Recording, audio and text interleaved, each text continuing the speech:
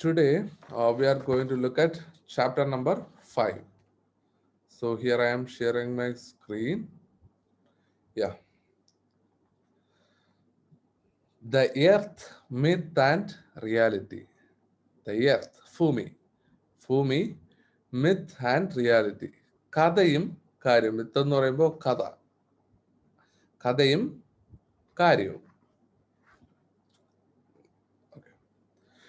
An ancient town in the 2nd century BC. The people are celebrating the day of the marriage procession of their prince who got married to the beautiful princess of the neighboring country. അപ്പോൾ one day ഒരു ദിവസം second century B സിയിൽ അപ്പോൾ second century B സിയിൽ രണ്ടാം നൂറ്റാണ്ടിൽ നടന്ന ഒരു കാര്യമാണ് പറയുന്നത്. The people are celebrating the day of marriage procession of their prince. അപ്പോൾ അവരുടെ ആളുകളെല്ലാം രാജാവിൻ്റെ വിവാഹ ചടങ്ങിൽ പങ്കെടുക്കുകയായിരുന്നു. Who got married to a beautiful princess of neighbouring country. അടുത്തുള്ള രാജ്യത്തുള്ള ഒരു പ്രിൻസസിന്, രാജകുമാരിയാണ് നമ്മുടെ രാജകുമാരൻ കല്യാണം കഴിച്ചത്. People crowded on either side of the royal path to welcome the prince. അപ്പോൾ രണ്ടുപേരും ഈ രാജസദസ്സിലേക്ക് പോകുന്ന വഴി അല്ലെങ്കിൽ കൊട്ടാരത്തിലേക്ക് പോകുന്ന വഴി രണ്ട് സൈഡും ആൾക്കാരുകൊണ്ട് നിറഞ്ഞിരുന്നു. People crowded. Rather than seeing the princess, all of them were curiously viewing the princess' wedding gift. A huge golden statue with human head on the horse body. അപ്പോൾ അവിടെ എല്ലാവരും ആ എഴുന്നള്ളത്ത് കാണുന്ന സമയത്ത് എല്ലാവരും ഇങ്ങനെ ആ രാജകുമാരിയെ കാണാനായിട്ടൊക്കെ വന്ന് നിൽക്കുക. അപ്പോൾ പക്ഷെ അവിടെ സംഭവിച്ച രാജകുമാരിയെ കാണുന്നതിനേക്കാള് കൗതുകത്തോടെ അവർ നോക്കിയത് അവർക്ക് വിവാഹ സമ്മാനമായി ലഭിച്ച ഒരു സാധനമാണ്. എന്തായിരുന്നു? ഈ മനുഷ്യന്റെ തലയുമുള്ള ഒരു കുതിരയുടെ ഷേപ്പ്, അതായത് കുതിരയുടെ ശരീരവും ഒരു മനുഷ്യന്റെ തലയും ഉള്ള ഒരു കൂറ്റൻ പ്രതിമ ആയിരുന്നു അത്. A golden statue with human head on the horses body. അതായത് മനുഷ്യന്റെ തല ഒരു ഹോഴ്സിന്റെ ശരീരത്തിൽ ഫിറ്റ് ചെയ്ത രീതിയിലുള്ള ഒരു സ്റ്റാച്യു അതായിരുന്നു. But the joyful days did not last long. The town was struck by a severe drought. അപ്പോൾ അവിടെ കൂടുതൽ കാലം സന്തോഷ ദിവസങ്ങൾ മുന്നോട്ട് പോയില്ല. സന്തോഷ ദിവസങ്ങൾ വളരെ കുറവായിരുന്നു. അപ്പോൾ പെട്ടെന്ന് തന്നെ ആ ഒരു പ്രദേശം ഡ്രൗട്ട്, അതായത് വരൾച്ചയില് മുങ്ങിപ്പോയി. To know the reason for the drought and to prescribe remedy, the king assembled all the great astrologers of the land. അപ്പോൾ ഇവിടെ എന്താ നടക്കുന്നത്, എന്തുകൊണ്ടാണ് ഇങ്ങനെ പെട്ടെന്നൊരു വരൾച്ച വന്നത് എന്നറിയാനായിട്ട് അവരെല്ലാവരും അസ്ട്രോളജേഴ്സ്, അതായത് ജ്യോതിഷ പണ്ഡിതന്മാരെ വിളിച്ചു വരുത്തി. ആ രാജ്യത്തുള്ള ഏറ്റവും മികച്ച ജ്യോതിഷ പണ്ഡിതന്മാരെ അതാണ് അസ്ട്രോളജേഴ്സ്, അവരെ വിളിച്ചു വരുത്തി. Their finding was that the drought was brought about by the princess' wedding gift, the golden statue. പക്ഷെ അവരെല്ലാം കണ്ടുപിടിച്ച് എന്തെന്ന് വെച്ച് കഴിഞ്ഞാല് ഈ രാജാവിന് സമ്മാനമായിട്ട് കിട്ടിയ ഈ ഒരു ഗോൾഡൻ സ്റ്റാച്യു ഉണ്ടല്ലോ, അത് ഈ രാജ്യത്ത് കൊണ്ടുവന്നത് കൊണ്ടാണ് ഈ ഒരു പ്രശ്നങ്ങളെല്ലാം ഉണ്ടായത് എന്ന് കണ്ടുപിടിച്ചു. To remedy this situation, they recommended the golden statue to be thrown from the edge of the earth. അപ്പോൾ ഭൂമിയുടെ ഒരു അറ്റത്ത് കൊണ്ടുപോയി അവിടെ ഉപേക്ഷിക്കാനായിട്ട് ഈ ഒരു ഗോൾഡൻ സ്റ്റാച്യുവിനെ ഉപേക്ഷിക്കുക, അതായിരുന്നു അവർ കണ്ടുപിടിച്ച ഒരു പോംവഴി. അപ്പോ ഒരു ഭൂമിയുടെ അറ്റത്ത് കൊണ്ടുപോയി ഇത് കളയുക, അതായിരുന്നു അവർ കണ്ടുപിടിച്ചത്. അപ്പോൾ ഇത് ജസ്റ്റ് ഒരു കഥയാണ്. ഇത് നമ്മുടെ ഭൂമിയെ കുറിച്ചും അല്ലെങ്കിൽ ഇത് പല പല വിശ്വാസങ്ങൾ, അല്ലെങ്കിൽ ഇപ്പോ പല പല രാജാക്കന്മാരുടെ തോട്ട്, അല്ലെങ്കിൽ പഴയ ആൾക്കാരുടെ നിരീക്ഷണങ്ങള്. അവിടെ അപ്പോൾ സയൻസ് എന്ന് പറയുന്നത് വളരെ കുറവായിരുന്നു. ഉണ്ട്, അസ്ട്രോളജി സയൻസ് തന്നെയാണ്, സ്റ്റിൽ അവര് വിശ്വസിച്ചിരുന്ന കാര്യങ്ങള്. അപ്പൊ അതിനെ കുറിച്ച് ജസ്റ്റ് പറയുന്ന ഒരു കഥ മാത്രമാണ് ഇത്. അപ്പൊ ഇവിടെ കുറെ ഒരു ക്വസ്റ്റ്യൻ ഉണ്ട്. Haven't you read the story? അപ്പൊ നിങ്ങൾ കഥ കേട്ടില്ലേ? Do you think they could throw the statue from the edge of the earth?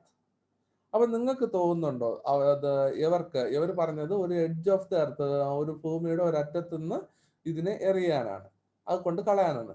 അപ്പൊ ഭൂമിയുടെ അറ്റത്തുനിന്ന് ഈ ഒരു എഡ്ജിൽ നിന്ന് ഈ സ്റ്റാച്യുവിനെ എറിയാൻ പറ്റുമെന്ന് നിങ്ങൾ വിശ്വസിക്കുന്നുണ്ടോ? നിങ്ങൾക്ക് തോന്നുന്നുണ്ടോ?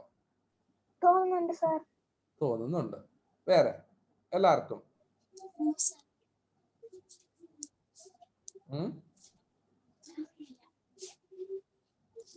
ഓക്കെ, ആർക്കെങ്കിലും തോന്നുന്നില്ല പറ്റത്തില്ല എന്ന് ആർക്കെങ്കിലും തോന്നുന്നുണ്ടോ?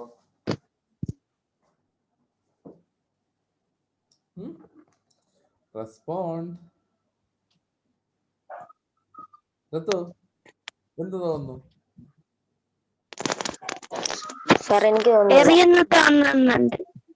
തോന്നുന്നുണ്ട്. ഓക്കെ, വേറെ ചോദ്യ? എനിക്ക് തോന്നുന്നില്ല. എന്താ തോന്നുന്നില്ല? ഓക്കെ, അത് എനിക്ക് തോന്നുന്നില്ല. ആർക്കാ തോന്നാത്തെ? നിങ്ങളെല്ലാം ഒരുമിച്ച് കണ്ടുകൂടാ. ഓക്കെ ഓക്കെ, അത് ആൽഫിന് തോന്നുന്നില്ല. തോന്നുന്നില്ല എന്നുള്ളവർ കൈപൊക്കി. ഇല്ല എന്നുള്ളവര്, അത് അറിയുമെന്ന് തോന്നുന്നില്ല. ഇപ്പൊ എല്ലാരും കൈവെക്കുന്നു തോന്നുന്നില്ല എന്ന്. അപ്പൊ തോന്നും എന്നുള്ളവർ കൈപൊക്കിക്കേ. അതായത് എറിയാൻ പറ്റുമെന്ന് തോന്നുന്നവര്.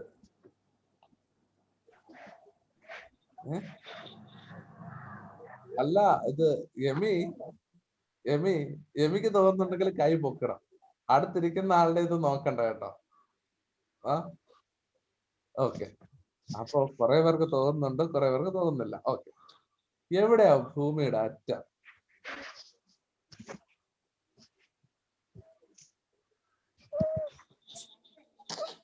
ഗൗരി പറയും, എവിടെയാ ഭൂമിയുടെ അറ്റം? ഓക്കെ, അത് നമുക്ക് ഭൂമിക്ക് അറ്റം ഉണ്ടെന്ന് വിചാരിക്കാം. അത് നമുക്ക് പറയാം, കണ്ടുപിടിക്കാം. പക്ഷെ ഈ തോന്നുന്നില്ല എന്ന് പറഞ്ഞവര് എന്തുകൊണ്ടാ തോന്നാത്തത്? എന്തുകൊണ്ടാ തോന്നുന്നില്ല എന്ന് പറയാൻ കാര്യം? ഭൂമി ഉരുണ്ടതല്ലേ, എർത്ത് റൗണ്ട് ചെയ്തിരിക്കുന്നുണ്ട്. ഇനി ഞാൻ റൈറ്റ്, ശരിയാണ്. ഇനി ഞാൻ ഗൗരിയുടെ അടുത്ത് വരാം. ഗൗരി പറഞ്ഞേ, എവിടെയായിരിക്കും എഡ്ജ്? എവിടെയായിരിക്കും ഇതിന്റെ ഒരു അറ്റം? കഥയുടെ ഇതിൽ വെച്ച് ഞാൻ പറഞ്ഞതായിരുന്നു. ഓക്കെ, അല്ലാതെ ആണെങ്കിലോ? കഥയിലൊക്കെ പറ്റില്ല, ഭൂമി ഉരുണ്ടതല്ലേ. കഥയെന്ന് പറയുന്നത് അതാ പറഞ്ഞത്. അതായത് ഞാൻ അതിന്റെ കൂടെ കുറച്ച് കാര്യങ്ങളൂടെ പറഞ്ഞു. പണ്ടത്തെ ആൾക്കാരുടെ ഒരു തോന്നൽ, സയൻസ് അങ്ങനെ ഇല്ലായ്മ, അതൊക്കെ വ്യക്തമാവുന്നു എന്ന് ഞാൻ പറഞ്ഞു. മനസ്സിലായില്ലേ? അപ്പൊ അതായത് ഇത് ഇപ്പോ എഡ്ജ് എന്ന് പറയാനായിട്ട്, ഭൂമിക്ക് എഡ്ജ് എന്ന് പറയാനായിട്ട് നമുക്കൊരു സ്ഥലം കണ്ടുപിടിക്കാൻ പറ്റത്തില്ല. അപ്പോ കേട്ടോ, എമി എവിടെ? എമി വീഡിയോ ഓഫ് ചെയ്തോ? വീഡിയോ ഓൺ ചെയ്തേ. ഓക്കെ, അപ്പൊ എമി, അപ്പൊ ഭൂമിക്ക് ഒരു എഡ്ജ് ഉള്ളതായിട്ട് നമുക്ക് കണ്ടുപിടിക്കാൻ പറ്റത്തില്ല. ഭൂമിക്ക് എഡ്ജ് ഇല്ല, കാരണം ഇറ്റ്സ് ഇൻ ഗ്ലോബൽ ഷേപ്പ്, അതായത് റൗണ്ട് ഷേപ്പ്. അപ്പൊ ഈ ഒരു ഷേപ്പിൽ നമുക്ക് ഒരിക്കലും എഡ്ജ് കണ്ടുപിടിക്കാൻ പറ്റത്തില്ല. അപ്പൊ ഏത് എഡ്ജിൽ കൊണ്ടുവച്ച് നമുക്ക് എറിയാനാ പറ്റുക അതിന്? സോ അതൊരിക്കലും പോസിബിൾ ആയിട്ടുള്ള കാര്യം അല്ല. ഓക്കെ, അവർക്ക് ഏതെങ്കിലും ഒരു സ്ഥലത്ത് കൊണ്ടറിയാം, പക്ഷെ ഒരു എഡ്ജിൽ കൊണ്ടുവച്ച് എറിയാനായിട്ട് പറ്റത്തില്ല. ഓക്കെ, അപ്പോ നിങ്ങൾ ഇങ്ങനെ ഇത്തരം സിറ്റുവേഷൻസ് കേൾക്കുമ്പോ അത് നിങ്ങൾക്ക് മനസ്സിലാവണം, ഇങ്ങനെ പറ്റത്തില്ലല്ലോ എന്നുള്ള ആ ഒരു തോട്ട് നമുക്ക് മനസ്സിൽ വരണം കേട്ടോ. Right. For a long time the earth was believed to be flat. ഇവിടെ തന്നെ ആൻസർ പറയുന്നുണ്ട്. അപ്പോ ഇത് എന്തുകൊണ്ട് അവർ പറയാൻ കാരണം, അതായത് ഇവര് ഒരു ഭൂമിയുടെ അറ്റത്ത് കൊണ്ടുപോയി എറിയാം എന്ന് പറയാൻ കാരണം എന്താ? കാരണം for a long time earth was believed to be flat. അപ്പോ കുറെ കാലം എല്ലാരും വിചാരിച്ചത് ഭൂമി എന്ന് പറയുന്നത് പരന്നു കിടക്കുകയാണ്. അതായത് റൗണ്ട് ഷേപ്പ് അല്ല, ഫ്ലാറ്റ് ആയിട്ട് നിരന്ന് കിടക്കുന്ന ഒരു സംഭവമാണ് ഭൂമി എന്ന് വിശ്വസിച്ചിരുന്നു. The concepts related to the shape of the earth were confusing right from the ancient times. അപ്പോ ഈ ഒരു, അതായത് പ്രധാനമായിട്ട് മുമ്പാണെങ്കിലും നമുക്ക് സയൻസ് അത്രമാത്രം ഇൻഫ്ലുവൻസ് ചെയ്യുന്നുണ്ടായിരുന്നില്ല. അപ്പൊ അതുകൊണ്ട് തന്നെ ഈ നമ്മുടെ എർത്തിന്റെ ആ ഒരു സൈസ് അല്ലെങ്കിൽ ഷേപ്പിനെ കുറിച്ചുള്ള ആ ഒരു കൺഫ്യൂഷൻസ് ധാരാളമായിട്ട് അവിടെ തന്നെ ഉണ്ടായിരുന്നു. അവിടെ അവരുടെ എല്ലാവരും ഈവൻ നമ്മുടെ സയന്റിസ്റ്റുമാരുടെയിലും അല്ലെങ്കിൽ ആൻഷ്യന്റ് ടൈംസിലുള്ള ആൾക്കാരുടെ എല്ലാം രാജാക്കന്മാരും എല്ലാവർക്കും ഈ ഒരു കൺഫ്യൂഷൻ ഉണ്ടായിരുന്നു. What's the shape of earth? Quite often the stories then prevalent about the shape of the earth were highly imaginative and interesting. അപ്പോ പല പല കഥകളും വന്നു.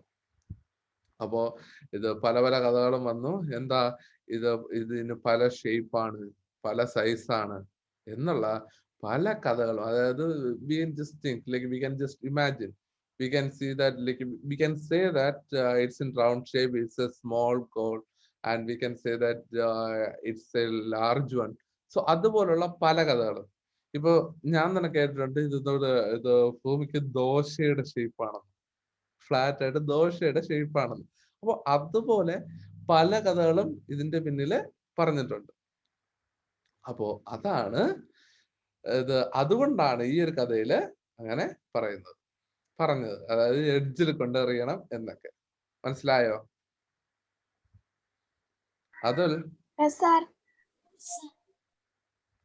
അതിൽ മനസ്സിലായോ?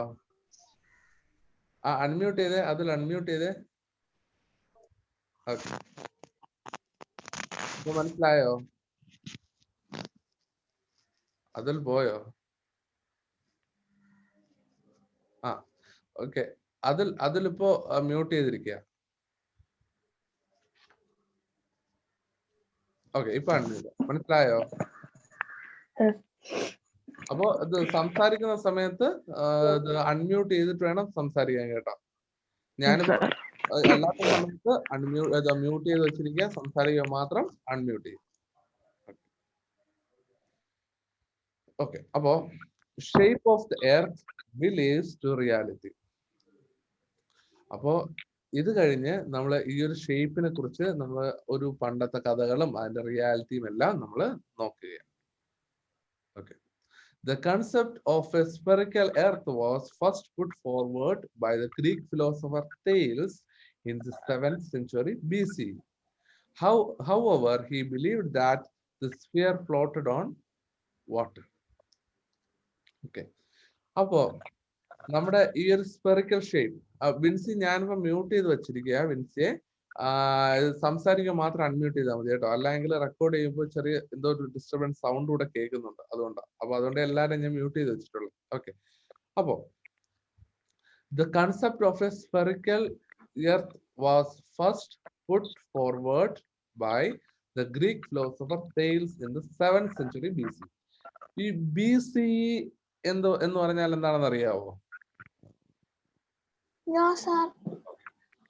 ബിഫോർ ക്രൈസ്റ്റ് എറ, അതായത് ക്രിസ്തു വർഷം മുമ്പ്. ഇപ്പൊ നമ്മുടെ ഇപ്പോഴത്തെ കലണ്ടർ നോക്കിക്കഴിഞ്ഞാല് we can see that AD, anno ഡൊമിനി, അല്ലെങ്കിൽ ആഫ്റ്റർ ഡെത്ത് എന്ന് പറയാൻ പറ്റും. അപ്പോ ഈ ക്രിസ്തുവിന്റെ കാലത്തിന് ശേഷമുള്ളതാണ് ഇപ്പോഴത്തെ ടൈം. അതിനു മുമ്പ്, ബിഫോർ ക്രൈസ്റ്റ്, അതിനു മുമ്പുള്ള കുറെ വർഷങ്ങൾ. ഇപ്പൊ നമ്മുടെ കലണ്ടർ നോക്കിക്കഴിഞ്ഞാൽ 2000 വർഷമല്ലേ ഉള്ളൂ, 2020 അല്ലേ ആയിട്ടുള്ളൂ. പക്ഷേ ഇതെന്ന് പറയുന്നത് ഏകദേശം ഇതിപ്പോ 7th century BC എന്ന് പറയുമ്പോൾ ഏകദേശം 7000 വർഷങ്ങൾക്ക് മുമ്പുള്ള കാര്യങ്ങളാണ് ഈ പറയുന്നത്. അപ്പൊ അതൊന്നും നമ്മുടെ കലണ്ടറിൽ ഇല്ലല്ലോ. അപ്പോ ക്രിസ്തുവിന് ശേഷമുള്ളത് നമ്മുടെ ഇപ്പോഴത്തെ കലണ്ടർ, ക്രിസ്തുവിന് മുമ്പുള്ളത് BC, ബിഫോർ ക്രൈസ്റ്റ് എറ എന്നാ പറയുന്നത്. അത് 7th century 8th century അങ്ങനെ കുറെ വർഷങ്ങൾ അതിൽ തന്നെ ഉണ്ട്. അപ്പൊ അതിലാണ് നമ്മുടെ ഈ കൺസെപ്റ്റിനെ കുറിച്ച്. അപ്പൊ ഏകദേശം ഇപ്പോഴത്തെ ഒരു സമയം കൂടെ നോക്കിക്കഴിഞ്ഞാൽ അറൌണ്ട് 9000 years ago ആണ് ഈ ഒരു കൺസെപ്റ്റിനെ കുറിച്ച് ഇത് ഡിസ്കസ് ചെയ്യുന്നത്. മനസ്സിലായോ? Okay, okay, 1 second. ഓക്കെ, അപ്പോ who discussed this?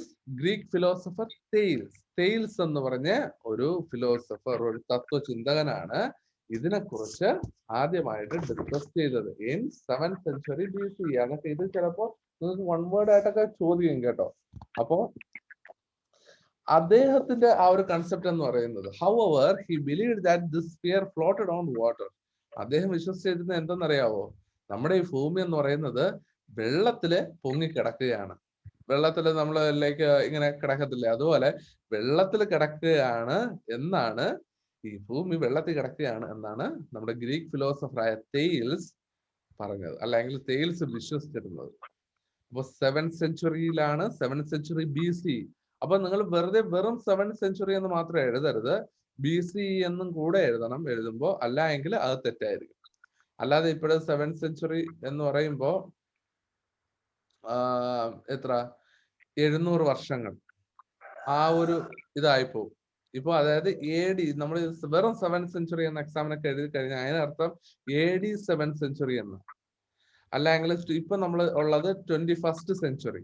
അപ്പൊ 21st century എന്ന് പറയുമ്പോൾ AD 21st century എന്നാ നമ്മൾ അതിനെ ഉദ്ദേശിക്കുന്നത്. അപ്പൊ എക്സാമിന് എഴുതുമ്പോൾ വെറും 7th century എന്ന് എഴുതി കഴിഞ്ഞാൽ തെറ്റായിരിക്കും. 7th century BCE എന്ന് തന്നെ എഴുതണം കേട്ടോ.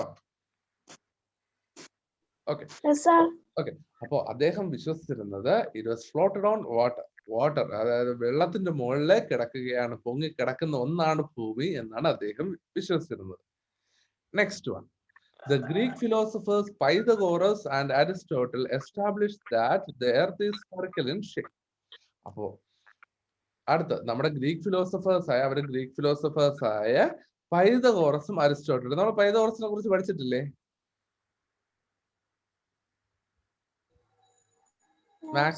മാത്സിൽ പഠിച്ചിട്ടില്ലേ? Pythagoras theorem പഠിച്ചിട്ടില്ലേ?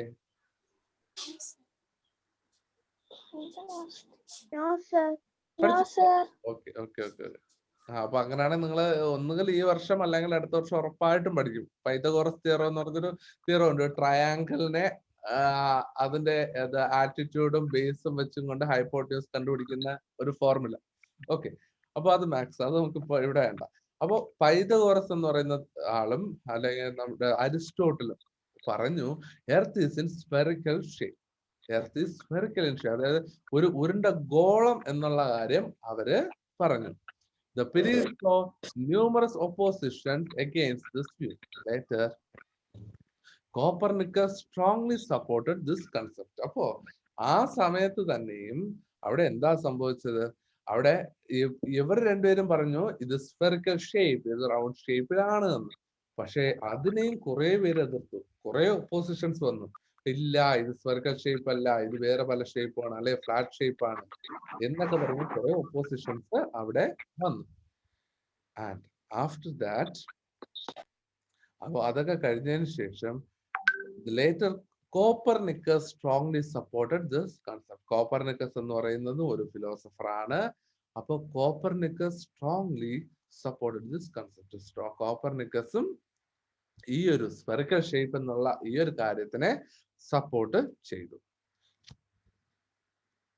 അടുത്ത് നെക്സ്റ്റ് വൺ. അപ്പൊ നിങ്ങൾ ജസ്റ്റ് ഈ ഫോട്ടോസ് ഒക്കെ ഒന്ന് നോക്കിക്കോ. തെയിൽസ്, പൈതഗോറസ്, അരിസ്റ്റോട്ടിൽ, ആര്യഭട്ട, ഇതെല്ലാം ജസ്റ്റ് പിക്ചേഴ്സ് ഒക്കെ നോക്കി വെച്ചോ, ആവശ്യം വരും. Okay. Aryabhata, the Indian astronomer strongly believed the shape of the earth to be spherical and that it spins on its own imaginary axis. Okay. അപ്പൊ ആര്യഭട്ട എന്ന് പറയുന്നത് ഒരു ഇന്ത്യൻ അസ്ട്രോണമർ ആയിരുന്നു, ഇന്ത്യൻ ജ്യോതിഷ ശാസ്ത്രജ്ഞൻ. അപ്പോ ഇന്ത്യൻ അസ്ട്രോണമർ ആയ ആര്യഭട്ട വിശ്വസിച്ചു that the shape of earth to be spherical.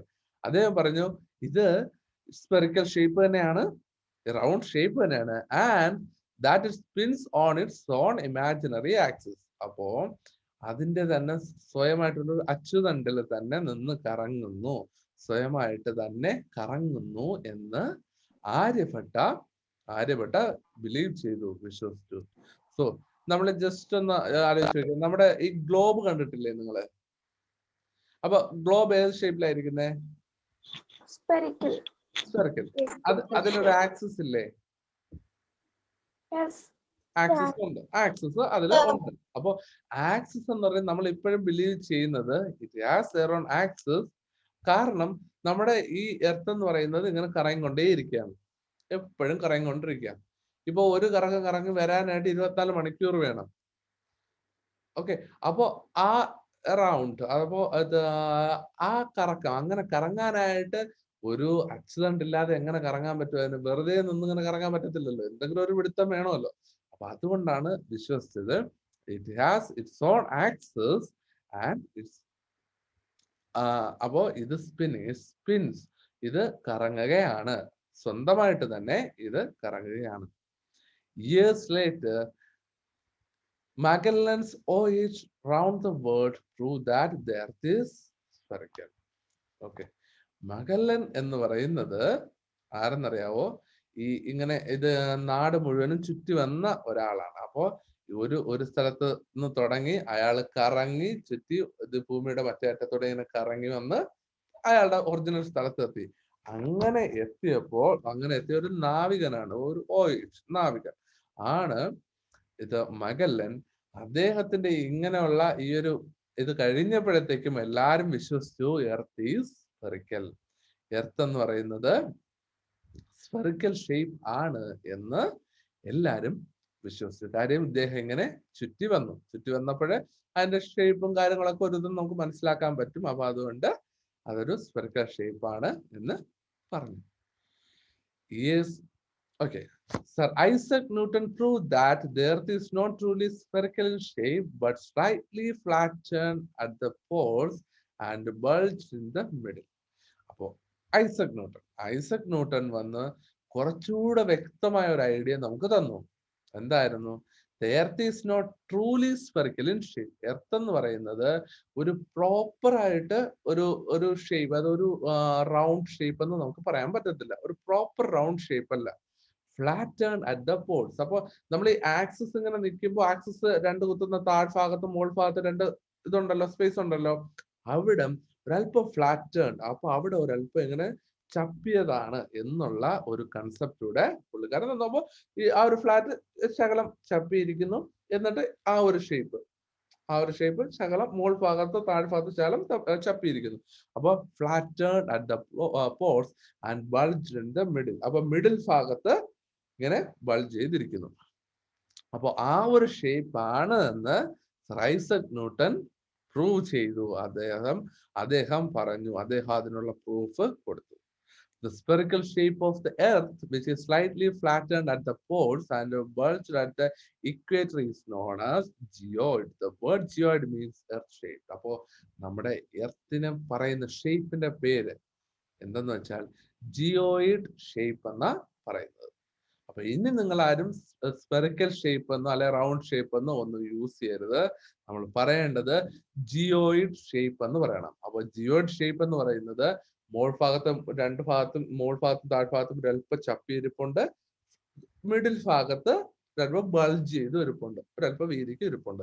അപ്പൊ ഈ ഒരു ഷേപ്പിനെ പറയുന്നതാണ് ജിയോയിഡ് ഷേപ്പ് എന്ന് പറയുന്നത്. അപ്പൊ ജിയോയിഡ് മീൻസ് എർത്ത് ഷേപ്പ്. അപ്പൊ എർത്തിന്റെ ഷേപ്പിന് പറയുന്ന ആ ഒരു പേര് തന്നെയാണ് ജിയോയിഡ് എന്ന് പറയുന്നത്. എന്താ എന്ത് പറ്റി?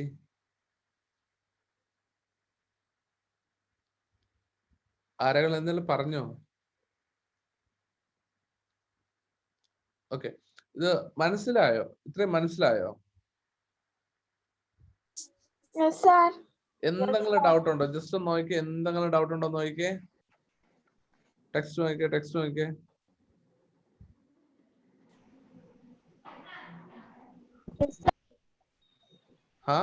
ആർക്കെങ്കിലും എന്തെങ്കിലും ഡൗട്ട് ഉണ്ടോ? എന്തെങ്കിലും വാക്ക് മനസ്സിലാവാതെ എന്തെങ്കിലും ഉണ്ടോ?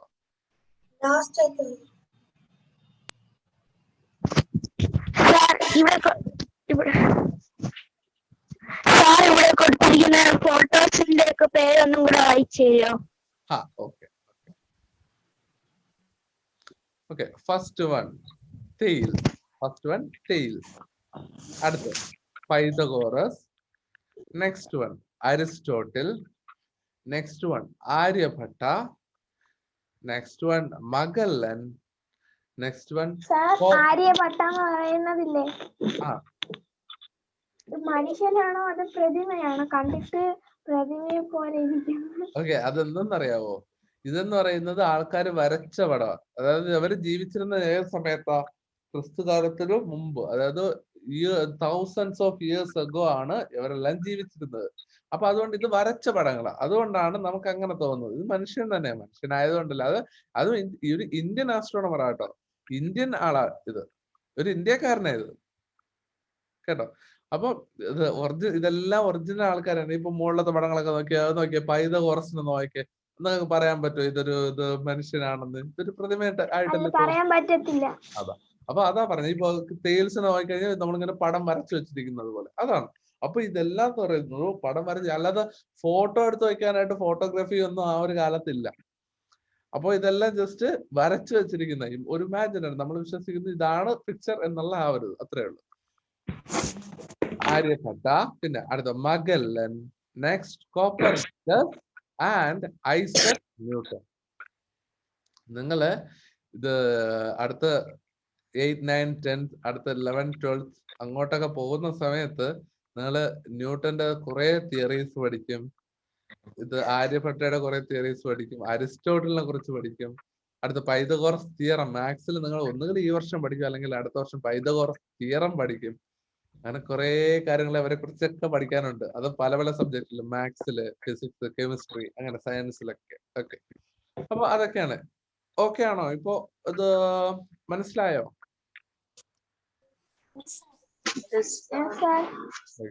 ഷാനു ഇങ്ങനെ സമയമൊക്കെ നോക്കിയാണ്. ഷാനുവിന് ബോറടിച്ചു തുടങ്ങിയെന്ന് തോന്നുന്നു.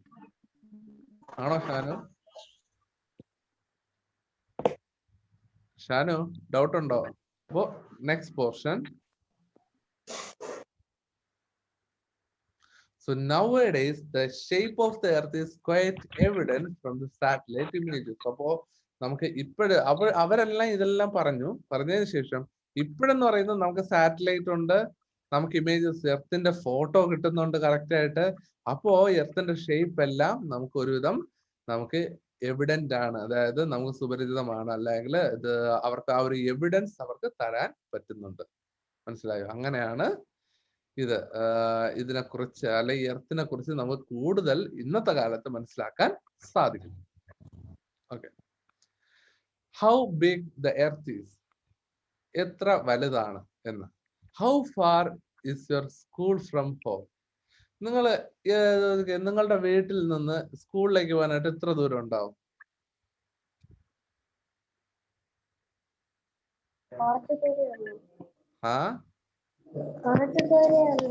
കുറച്ച് ദൂരം.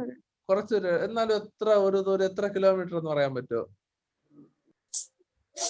1/2 kilometre. 1/2 kilometre. Okay. How long will it take to cover this distance on foot? അപ്പൊ എത്ര സമയം എടുക്കും നിങ്ങൾ ഇത്രയും നടക്കാനായിട്ട്? 1 hour. 1 hour വേണോ? അത്രയും വേണോ? അത്രയൊന്നും വേണ്ട, കാല്.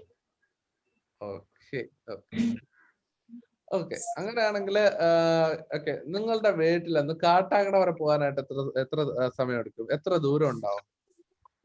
അതൊരു 2 1/2 കിലോമീറ്റർ ഉള്ളൂ. ഓക്കെ, 1/2 കിലോമീറ്റർ അല്ലെ 2 കിലോമീറ്റർ, പല പല ഡിസ്റ്റൻസ് ആയിരിക്കും. ഓക്കെ, ഇപ്പൊ എന്റെ വീട്ടിൽ നിന്ന് സ്കൂളിലേക്ക് വരണമെന്നുണ്ടെങ്കിൽ എനിക്ക് 17 കിലോമീറ്റർ ആയിട്ട് ഉണ്ട്. അപ്പൊ ഞാനിത് നടക്കാനായിട്ട് തുടങ്ങിക്കഴിഞ്ഞാല്, ഇവിടെ നിന്നും നടന്നു കഴിഞ്ഞാല് എപ്പോ എത്തുമായിരിക്കും? 6 hours എടുക്കുമായിരിക്കും. എന്തായാലും ഒരു 3-4 മണിക്കൂർ ഉറപ്പായിട്ടും എടുക്കും. ഓക്കെ, അപ്പോ do you know how long it took Jean Beliveau, the Canadian explorer, to trek and sail around the world? അപ്പോ നമ്മുടെ ജീൻ ബിലീവ്യൂ എന്ന് പറയുന്ന ഒരു കനാഡിയൻ എക്സ്പ്ലോറർ, അപ്പൊ കനേഡിയൻ എന്ന് പറയുമ്പോൾ ഇന്ത്യൻ എന്ന് പറയുന്ന പോലെ കാനഡയിലുള്ള ആൾക്കാരെ പറയുന്നതാണ് കനേഡിയൻ. അപ്പൊ കനേഡിയൻ എക്സ്പ്ലോറർ, അതായത് ഇങ്ങനെ ലോകം ചുറ്റുന്ന ആള്, അയാൾ എത്ര വർഷം എടുത്തു, എത്ര നാളെടുത്ത് ലോകം ചുറ്റി വരാനെന്നറിയാവോ? നമുക്കപ്പോ ചിന്തിക്കാൻ പറ്റുന്നത് ജസ്റ്റ് അരമണിക്കൂർ അല്ലെങ്കിൽ 1 മണിക്കൂർ അല്ലെങ്കിൽ 2 മണിക്കൂർ ഇതൊക്കെ ഓക്കെ. പക്ഷേ ഇവിടെ he took about 11 years, ഏകദേശം 11 വർഷം എടുത്തു അയാള് ലോകം ചുറ്റി വരാനായിട്ട്. ഇത് ഇന്നിപ്പോ ഇതാ കാട്ടാക്കടയിൽ നിന്ന് തുടങ്ങിയിട്ട് അയാള് കറങ്ങി എല്ലാ സ്ഥലത്തൂടെയും കറങ്ങി ചുറ്റി ഇത് സെയിൽ ചെയ്തു. അതായത് ഈ ലോകം മുഴുവനും ചുറ്റി വരാനായിട്ട് അദ്ദേഹം 11 വർഷം എടുത്തു. Can you imagine? നിങ്ങൾക്ക് ചിന്തിക്കാൻ പറ്റുന്നുണ്ടോ 11 വർഷം?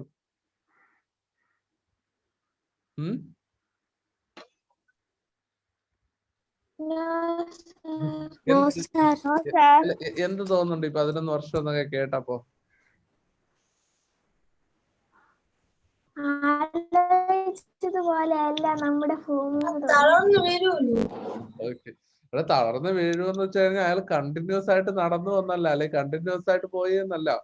പോകുന്നു, റെസ്റ്റ് എടുക്കുന്നു, ഒരു സ്ഥലത്ത് കുറച്ചൊക്കെ റെസ്റ്റ് എടുക്കുന്നു, അയാൾ പോകുന്നു. പിന്നെ ഇവരെന്ന് പറയുന്നത് ചിലപ്പോ നടന്നതായിരിക്കത്തില്ല, ചിലപ്പോ എന്ത് പറ്റുമെന്ന് അറിയാവോ, ഇതായിരിക്കും, ഇത് കപ്പലിലൂടെയൊക്കെ ആയിരിക്കും പോകുന്നത്. അപ്പൊ കാലാവസ്ഥ നോക്കിയൊക്കെ പോകാൻ പറ്റുള്ളൂ.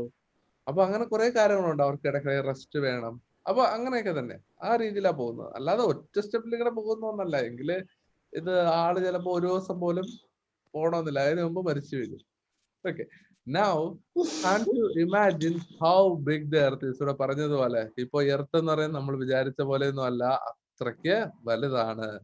The circumference of the sphere on which we live is about 40,000 kilometer. ഇതിന്റെ സർക്കംഫറൻസ്, അതായത് ഇതിന്റെ ചുറ്റളവ് എന്ന് പറയുന്നത്, ഇങ്ങനെ ചുറ്റി നമ്മൾ ടാപ്പിട്ട് അളന്നെടുത്തു കഴിഞ്ഞാല് ഇത് എബൌട്ട് എന്നേ പറയാൻ പറ്റും. എന്നാലും കറക്റ്റ് ആയിട്ട് അളവെടുക്കാനായിട്ട് പറ്റത്തില്ല. എന്നാലും ഒരു 40,000 കിലോമീറ്ററിന് മുകളിൽ വരും ഇതിന്റെ ചുറ്റളവ് എന്ന് പറയുന്നത്.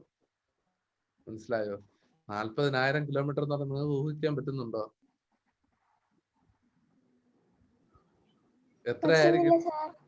അതാണ്, നമുക്ക് എത്രയായിരിക്കും 40,000 കിലോമീറ്റർ. ഇപ്പോ ഇവിടെ നേരത്തെ നിങ്ങൾ വീട്ടിൽ നിന്ന് കാട്ടാക്കട വരെ പോകുന്നെങ്കിൽ അത് 2 കിലോമീറ്റർ അല്ലെങ്കിൽ 4 കിലോമീറ്റർ. അവിടെ നിന്ന് ട്രിവാൻഡ്രം വരെ പോകുന്നെങ്കിൽ 20 കിലോമീറ്റർ, മാക്സിമം 20 കിലോമീറ്റർ. അടുത്ത് വേറൊരു സ്ഥലത്ത് വരെ പോകുന്നതിൽ അങ്ങനെ. ഇത് 40,000 കിലോമീറ്റർ. അപ്പൊ അതാണ് നമ്മുടെ എർത്ത് എന്ന് പറയുന്നത്. അപ്പൊ അത്രയ്ക്ക് വലുതാണ് നമ്മുടെ എർത്ത്. അതിനെ കുറിച്ച് പറയുന്നത്. Where on earth am I? ഭൂമിയിൽ ഞാൻ എവിടെയാണ്? Have you ever thought about your position on the earth? നിങ്ങൾ എപ്പോഴെങ്കിലും ചിന്തിച്ചിട്ടുണ്ടോ ഈ എർത്തില്? ഇപ്പോ എർത്തിന്റെ ഷേപ്പ് നമുക്ക് ഇതിൽ കാണാൻ പറ്റുന്നുണ്ട്. ഇതാണ് എർത്ത്. അങ്ങനെയാണെങ്കിൽ ഈ എർത്തിന്റെ എവിടെയായിരിക്കും നമ്മളെന്ന് നിങ്ങൾ ചിന്തിച്ചിട്ടുണ്ടോ? സാറ് ഈ പാഠം പഠിപ്പിച്ചപ്പോ ഞാൻ ആലോചിച്ചു ഞങ്ങൾ ഇതിലെവിടെയാണ്. ഓക്കെ, നല്ല.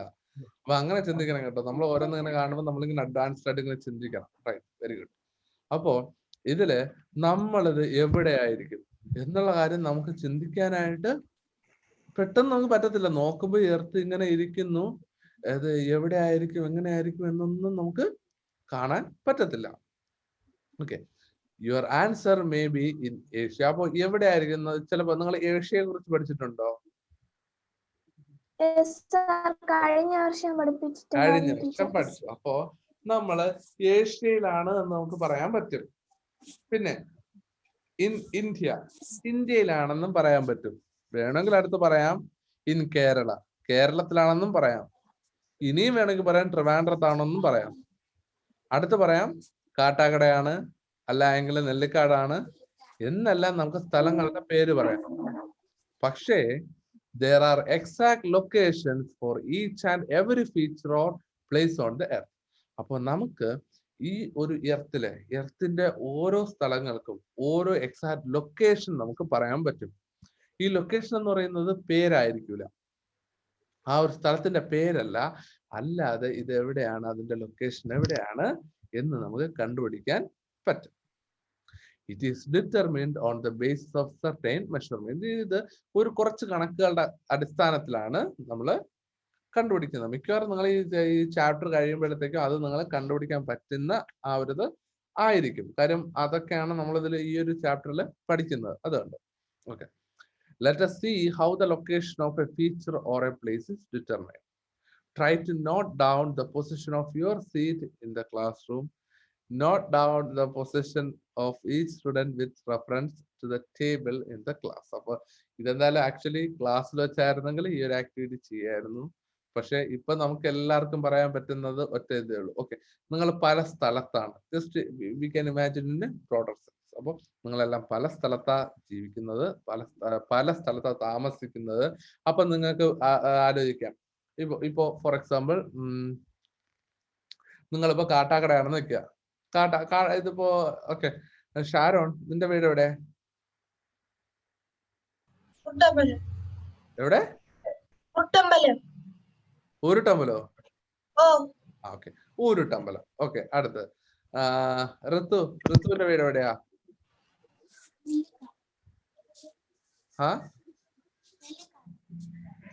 കേട്ടില്ല ഋതു.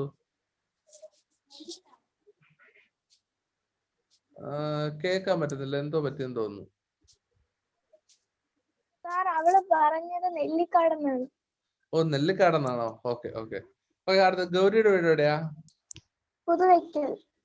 ഓക്കെ, അതെവിടെയായിട്ട് വരും? Okay okay okay.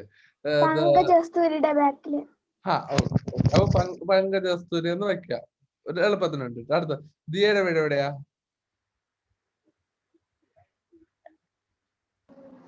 Pottankavu sir. Pottankavu. അടുത്ത് ഷാനു? തൂങ്ങാമ്പാറ. ജ്യോതിക? നടുക്കാട്. നടുക്കാട്, അതെവിടെയാ? നരുവാമൂട്. ഓ, നരുവാമൂട് അങ്ങാണോ? ഓക്കെ. ഇത് അതുൽ?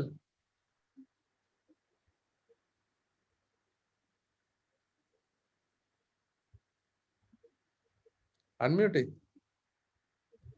അന്തിയൂർക്കോണം. അപ്പൊ അടുത്ത നിങ്ങൾ ഇത്രയും സ്ഥലങ്ങളൊക്കെ കേട്ടു. അപ്പൊ നിങ്ങൾക്ക് ഇതൊരു ഇമാജിൻ ചെയ്യാൻ പറ്റുന്നുണ്ടോ? ഒരിടത്ത് ഒരാള് കാട്ടാക്കട, ഒരാൾ ഇവിടെ നെല്ലിക്കാട്, അടുത്ത് വേറൊരാൾ അന്തിയൂർക്കോണം, അടുത്ത് വേറൊരാൾ നരുവാമൂട്. അത് കഴിഞ്ഞിട്ട് ഈ രീതിയിൽ ഓരോ സ്ഥലങ്ങളുടെ ആ ഒരു ഇത് കണ്ടോ? അതായത് ഓരോരുത്തരും ഓരോ ലൊക്കേഷനിലാണ് നിൽക്കുന്നത്. അല്ലാതെ ഇതിപ്പോ നമ്മളെല്ലാരും ഒരുമിച്ചല്ല, ഒറ്റ സ്ഥലത്തല്ല, ഒരേ ലൊക്കേഷനിലല്ല, അങ്ങനെ പല പല പല ലൊക്കേഷൻസിൽ, പല പല ഏരിയയില് അങ്ങനെയാ നിൽക്കുന്നത്. അപ്പൊ അത് ജസ്റ്റ് ഒന്ന് ഇമാജിൻ ചെയ്ത് നോക്കിക്കേ, എങ്ങനെയായിരിക്കും നമ്മൾ ഇതിങ്ങനെ ജസ്റ്റ് ഈ ഒരു പോയിന്റ്സ് ഒക്കെ കൂട്ടി വരച്ചു കഴിഞ്ഞാല് എങ്ങനെയായിരിക്കും ആ ഒരു ഷേപ്പ് എന്ന് നമുക്ക് ഊഹിക്കാൻ പറ്റുമോ?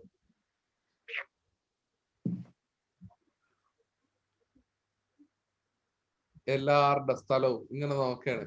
ഒരാൾ കാട്ടാക്കട, അടുത്ത എന്റെ സ്ഥലം നോക്കുകയാണെങ്കിൽ നെയ്യാറ്റിക്കര, ഒരാൾ ഇങ്ങനെ നെയ്യാറ്റിക്കര, അത് കഴിഞ്ഞ് ഒരാള് ഇത് അന്തിയൂർക്കോണം, ഒരാൾ ഊരുട്ടമ്പലം. ഈ രീതിയിലാണ് ആ ഒരു ലൊക്കേഷൻസ് വരുന്നത്. അല്ലെങ്കിൽ ഇനി നിങ്ങൾ ക്ലാസ് റൂമിൽ ഇരിക്കുകയാണെന്ന് ഇമാജിൻ ചെയ്യാം. ജസ്റ്റ് നിങ്ങൾ ക്ലാസ് റൂം, ഇപ്പൊ കഴിഞ്ഞ വർഷത്തെ ക്ലാസ്, അപ്പൊ നിങ്ങൾ കഴിഞ്ഞ വർഷത്തെ സീറ്റ് ഒക്കെ ഓർമ്മയുണ്ടല്ലോ? ഓർമ്മയുണ്ട്. അപ്പോ നിങ്ങൾക്ക് പറയാം, ഇതില് ഈ വർഷം ജോയിൻ ചെയ്ത ആരെങ്കിലും ഉണ്ടോ ഇപ്പോഴ് ക്ലാസ്സില്? ഈ വർഷം സ്കൂളിൽ ജോയിൻ ചെയ്ത ആരെങ്കിലും ഉണ്ടോ? ദിയ ഉണ്ട്. ഓക്കെ, ദിയ അപ്പൊ ആലോചിക്കേണ്ടത് ദിയയുടെ പഴയ സ്കൂളില് ദിയയുടെ ക്ലാസ്സില് ഇത് ഈ ക്ലാസ്സിൽ ഇരിക്കുകയാണ്. അപ്പോ എവിടെയാണ് ഇരുന്നെന്നുള്ള ആരെയൊക്കെ അറിയാലോ? അപ്പൊ അങ്ങനെ ഇത് ഇമാജിൻ ചെയ്യാം. അപ്പൊ എല്ലാരും ഇങ്ങനെ ഇമാജിൻ ചെയ്യാം. നിങ്ങളിപ്പോ ക്ലാസ്സിൽ ഇരിക്കുകയാണ്. ക്ലാസ്സിലിരുന്നപ്പോൾ നിങ്ങളുടെ അടുത്തുള്ള അടുത്തിരുന്ന കുട്ടികളെയൊക്കെ ഓർക്കുക, ആരൊക്കെയാണ് ഇരുന്നത്, എവിടെയൊക്കെയാണ് ഇരുന്നത്. അപ്പൊ അങ്ങനെയാണെങ്കിൽ ജസ്റ്റ് ഒന്ന് പറഞ്ഞു, നിങ്ങളുടെ ലൊക്കേഷൻ എവിടെയായിരുന്നു, അല്ലെ നിങ്ങൾ എവിടെയായിരുന്നു ഇരുന്നത്? ഇത് ആരെങ്കിലും ഒരാൾ ദിയ എന്നെ പറയും. ദിയ എവിടെയായിരുന്നത് ക്ലാസ്സില്? അതായത് ഏത് ബെഞ്ചില്, ഏതൊക്കെ സ്റ്റുഡൻസിന്റെ അടുത്തായിരുന്നത്, അല്ലെങ്കിൽ ഈ ഒരു ബെഞ്ചിൽ തന്നെ ഒരു 3-4 പേര് ഇരിക്കുമല്ലോ, അപ്പൊ അതിൽ തന്നെ എത്രാമത്തെ പൊസിഷനിലായിരുന്നു ഇരുന്നത് എന്നുള്ള ആരും ഒന്ന് പറഞ്ഞേ. ഓർമ്മയില്ല സാർ. ഓർമ്മയില്ലേ? ഇത്ര പെട്ടെന്ന് മറന്നോ? ഞാൻ പറയട്ടാ. ഓക്കെ പറഞ്ഞു. അത് ബാക്ക് ബെഞ്ചില് അറ്റത്തായിരുന്നു എൽ ഷേപ്പ് ആയിരിക്കും ജ്യോതിക. ഓക്കെ. ജ്യോതികയും ആരൊക്കെ? L shape. ഓക്കെ, അങ്ങനെ ഒരു കുട്ടി ഞാൻ കേട്ടിട്ടുണ്ട്, ഇതുവരെ ക്ലാസ്സിൽ കണ്ടിട്ടില്ല. Okay okay. അപ്പോ അപ്പൊ ബാക്ക് ബെഞ്ചിൽ, ഏറ്റവും ബാക്ക് ബെഞ്ചിലാണല്ലേ? ടീച്ചർ ഹൈറ്റ് വെച്ചിട്ടാണ് ഇരുത്തിയത്. Okay okay okay. അപ്പൊ ഏറ്റവും ബാക്ക് ബെഞ്ചില് ഇന്ന ലൊക്കേഷനില് ഈ കുട്ടിയുടെ ഇടയ്ക്കായിട്ടാണ് അലീന ഇരുന്നത്. അപ്പൊ ഉടനെ അടുത്ത് ജ്യോതികയ്ക്ക് പറയാൻ പറ്റും, ജ്യോതിക ഇരുന്നതും ഇത് ബാക്ക് ബെഞ്ചില്. അതൊരു കോമൺ ലൊക്കേഷൻ ബാക്ക് ബെഞ്ചില്. പക്ഷെ ലൊക്കേഷൻ എന്ന് പറയുമ്പോൾ എവരുടെ ഇടയ്ക്ക്. അറ്റത്താണോ ഇരുന്നത്? എവിടെയായിരുന്നത്? അറ്റത്ത്. എന്റെ അടുത്ത് അവരുണ്ട്. Okay okay okay okay. അപ്പൊ ആ അറ്റത്ത് ജ്യോതിക ഇരുന്നു. അടുത്തത് ഗൗരിയോ? ഫസ്റ്റ് ബെഞ്ചില് അനുജയുടെയും അവിൻസിയുടെയും കൂടെ. ഓക്കെ. അപ്പൊ ഫസ്റ്റ് ബെഞ്ചിൽ. അപ്പൊ അടുത്ത ലാസ്റ്റ് ബെഞ്ചിൽ നമ്മൾ ഫസ്റ്റ് ബെഞ്ചില് അനുജയുടെ കണ്ണിന് പ്രശ്നമുള്ളതുകൊണ്ട് ടീച്ചറെ ഫ്രണ്ട് ബോർഡ് കാണാൻ വേണ്ടി ഫ്രണ്ടിലാണ് എത്തുന്നത്. ഓക്കെ ഓക്കെ ഓക്കെ, അത് കുഴപ്പമില്ല. ഓക്കെ. അപ്പൊ നമ്മളടുത്ത് ഫസ്റ്റ് ബെഞ്ചിൽ. അപ്പൊ ഓരോരുത്തരുടെ ലൊക്കേഷനാണ് നമ്മൾ പഠിക്കുന്നത്. അപ്പൊ ഒരു ലൊക്കേഷൻ എന്ന് പറയുമ്പോൾ ഓക്കെ ഫസ്റ്റ് ബെഞ്ചിലെത്തി. അപ്പൊ ഇന്ന ബെഞ്ചിലാണ് ഇരിക്കുന്നത്. അടുത്ത് ഷാരോൺ, നീ എവിടെയായിരുന്നത്? തേർഡ് ബെഞ്ചില്. എവിടെ? ഏത് ലൊക്കേഷൻ?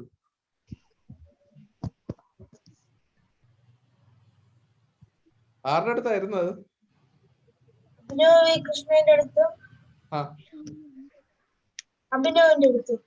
ഓക്കെ, അഭിനവിന്റെ അടുത്തും ആണ് ഇരുന്നത് അല്ലെ? അപ്പൊ ഇവിടെ ഈ ഒരു ലൊക്കേഷനില് ഇങ്ങനെ ഇരുന്നു. അപ്പൊ ഓരോരുത്തർക്കും ഓരോ ലൊക്കേഷനാണ്. ഇത് കോമൺ ആയിട്ടെന്ന് പറയുന്നത് ഓക്കെ നിങ്ങൾ ഇന്ന സ്ഥലത്ത് ഇന്ന ബെഞ്ചിലെന്ന് പറയാം. പക്ഷെ അല്ലാതെ നിങ്ങൾക്കൊരു പ്രോപ്പർ ലൊക്കേഷൻ അല്ലെങ്കിൽ പ്രോപ്പർ സ്ഥലം ഒരിക്കലും നമുക്ക് പറയാൻ പറ്റത്തില്ല. അത് എന്താ പറയുന്നത്, എല്ലാവർക്കും ഇൻഡിവിജ്വൽ ആയിട്ട് ഓരോ ലൊക്കേഷന് ഉണ്ട്. അപ്പൊ ഇത്രയും പറഞ്ഞ എന്തിനാന്ന് വെച്ച് കഴിഞ്ഞാൽ ആ ഒരു ലൊക്കേഷൻ നിങ്ങൾ മനസ്സിലാക്കാൻ. അപ്പൊ നമ്മൾ കമ്പയർ ചെയ്യുമ്പോൾ ഇങ്ങനെ ചെയ്യുന്നത്, അതായത് ഇന്നതിന്റെ ഇടയ്ക്ക്, അല്ലെങ്കിൽ ബോർഡിൽ നിന്ന് എത്ര ദൂരം മാറി. ഇപ്പൊ ബോർഡ് ഫ്രണ്ടിലാണ്, ടീച്ചർ അല്ലെങ്കിൽ ടീച്ചറിന്റെ ടേബിൾ ഒരിടത്ത് ഫിക്സ് ആയിട്ട് ഇട്ടിരിക്കും. അവിടെ നിന്ന് എത്ര ദൂരം മാറി, അല്ലെങ്കിൽ എത്രാമത്തെ ബെഞ്ചിൽ, എത്രാമത്തെ പൊസിഷനിൽ. അപ്പൊ ഈ രീതിയിലാണ് നമ്മുടെ ലൊക്കേഷൻസ് നമ്മൾ പറയുന്നത്. മനസ്സിലായോ? അപ്പോ എർത്തിനും ഇതേപോലെ കുറെ കാൽക്കുലേഷൻസ് ഉണ്ട്. എർത്തിന് അതിനാണ് നമ്മള് ലോഞ്ചിറ്റ്യൂഡ്, ലാറ്റിറ്റ്യൂഡ് എന്നൊക്കെ നമ്മൾ പറയും. അപ്പൊ അതൊക്കെ നമ്മൾ ഇതിനു ശേഷം ഇനിയിപ്പോ പഠിക്കും കേട്ടോ. അത് പഠിക്കുമ്പോ ആ ഒരു കാൽക്കുലേഷൻ ഓക്കെ. ഇവിടെ എന്തായാലും എന്റെ മാപ്പ് ഇല്ല, അല്ലെങ്കിൽ ഞാൻ കാണിച്ചു തരാമായിരുന്നു.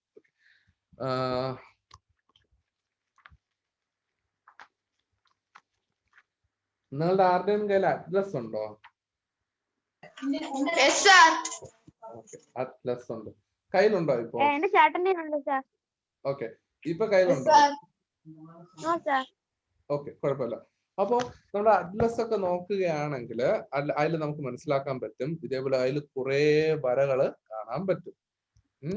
അപ്പോ ഞാനൊന്ന് നോക്കി നോക്കട്ടെ. ഞാനിപ്പോഴ് നിങ്ങൾക്ക് ഇത് കാണിച്ചു തരാൻ പറ്റുമോ എന്നുള്ള കാര്യം.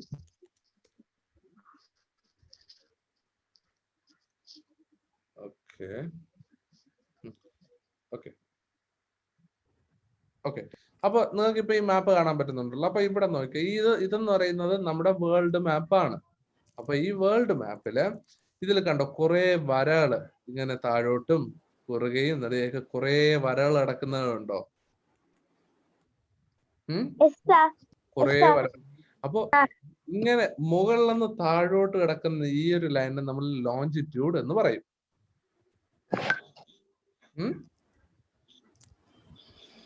മനസ്സിലായോ? ഈ ഒരു ലൈനിനെ ലോഞ്ചിറ്റ്യൂഡ് എന്ന് പറയും. ഇങ്ങനെ കുറുകെ ഇങ്ങനെ കിടക്കത്തില്ലേ, അതായത് ഇത് എന്താ പറയുന്നത്, from left to right or right to left, ഈ രീതിയിൽ കിടക്കുന്ന ലൈനിനെ നമ്മൾ ലാറ്റിറ്റ്യൂഡ് എന്ന് പറയും. അപ്പോ ഈ രീതിയിലാണ് നമ്മൾ ഇതിന്റെ ഈ ലൈൻസ് വെച്ചും കൊണ്ട് നമ്മൾ ഇതിന്റെ ഓരോ ലൊക്കേഷനും നമുക്ക് പറയാൻ പറ്റും. ഇപ്പൊ ഇതിൽ നോക്കി ജസ്റ്റ് നോക്കിയതാ, ഇന്ത്യതാ ഇവിടെ കിടപ്പുണ്ട്. എവിടെ പോയി? ഇതിലിതാ ഇന്ത്യതാ ഇവിടെ ഇരിക്കുന്നു. കാണാൻ പറ്റുന്നുണ്ടോ? കാണാൻ പറ്റുന്നില്ല സാർ.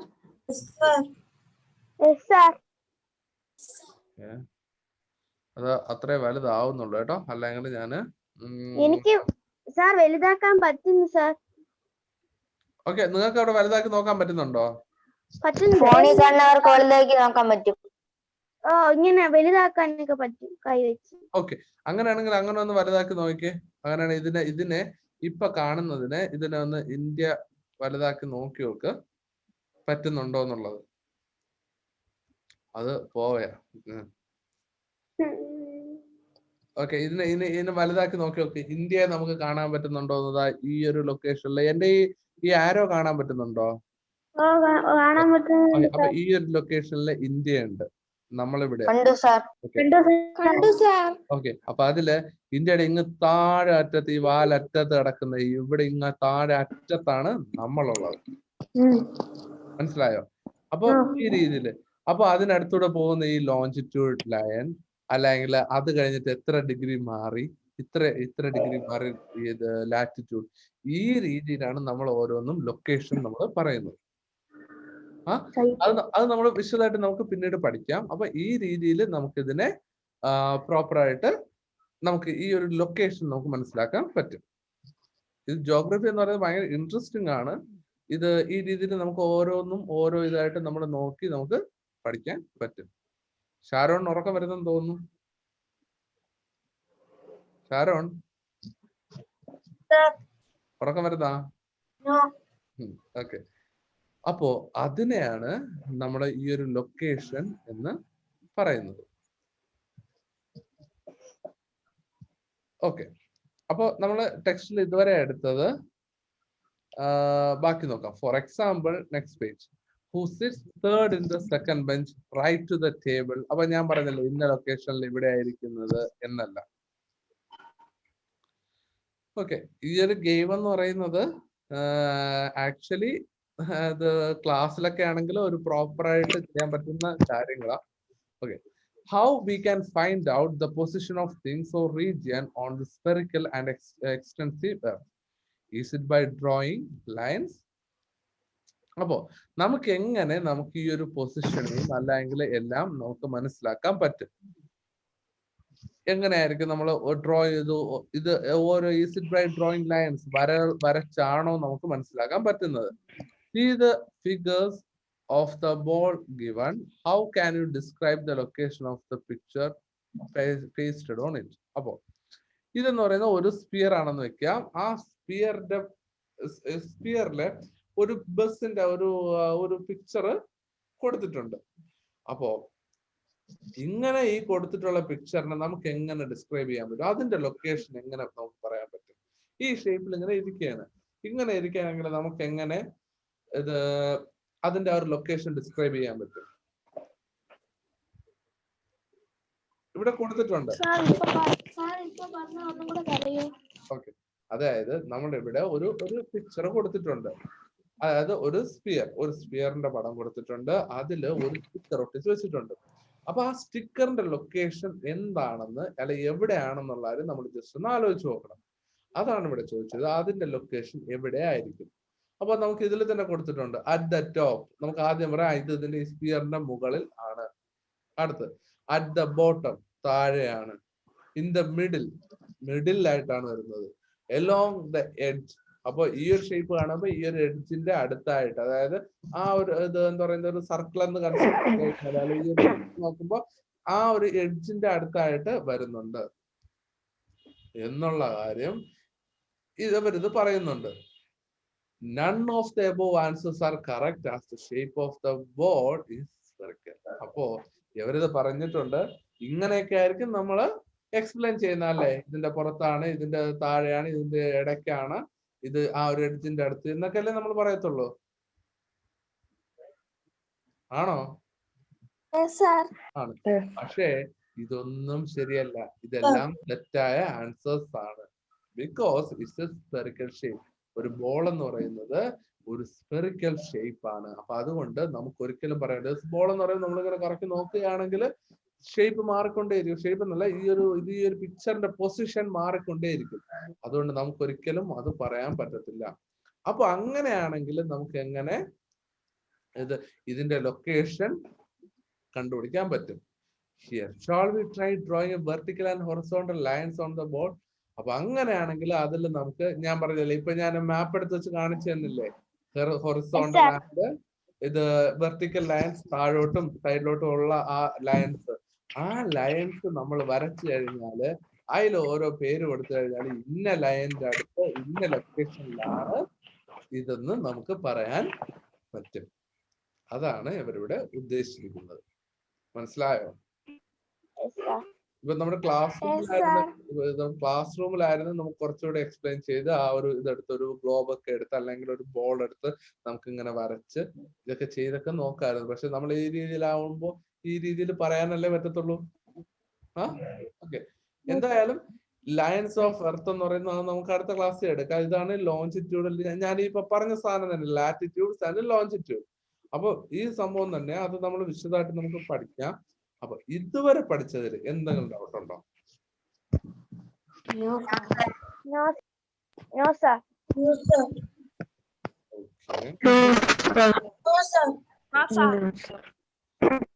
അപ്പൊ ഇതുവരെ പഠിച്ച ക്ലിയർ ആണോ? Yes, sir.